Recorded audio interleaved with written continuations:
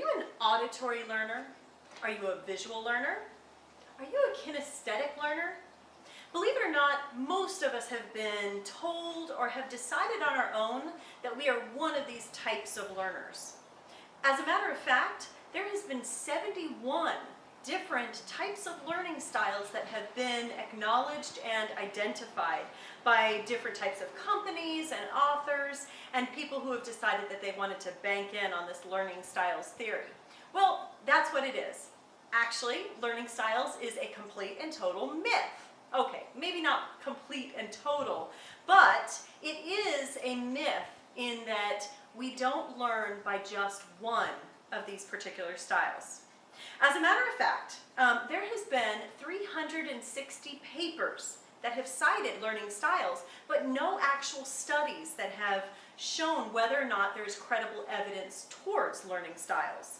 Now, in 2008, 4 cognitive neuroscientists actually got together and they put together all of the information in scientific stuff and said to talk about whether or not there was enough information to prove or disprove learning styles. And what they found is that people do learn through specific learning styles, but not one. They learn through multiple of those learning styles. Now, why is it that we want to believe this? Now, teachers, I know that you have been told multiple times that we learn through specific styles, that our kids learn through specific styles, and that we need to teach to those styles. So I'm guessing that you probably did what I did, and you show them a movie about something one day, and then another day you show them some graphs on something else, and then even another day you have them do an experiment, have them actually do something hands-on and try something and see it for themselves.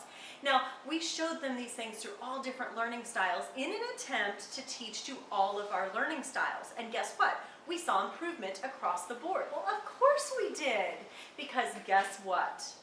Our students learn through all of these styles. And the more different styles that we can expose them to, the better they're going to learn. Now, educators, back to this.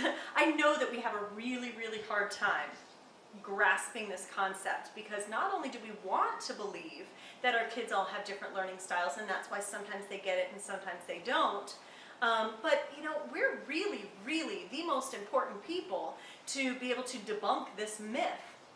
If we continue to tell parents and to tell other educators and to tell each other that that learning styles is an actual thing, then we're going to continue to feed this myth, which is actually not true.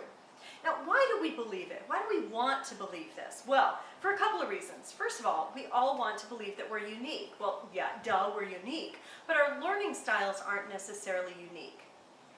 And actually, sometimes we want that excuse for why we struggle in something, why we happen to struggle to understand something or learn something, so we can blame it on a learning style.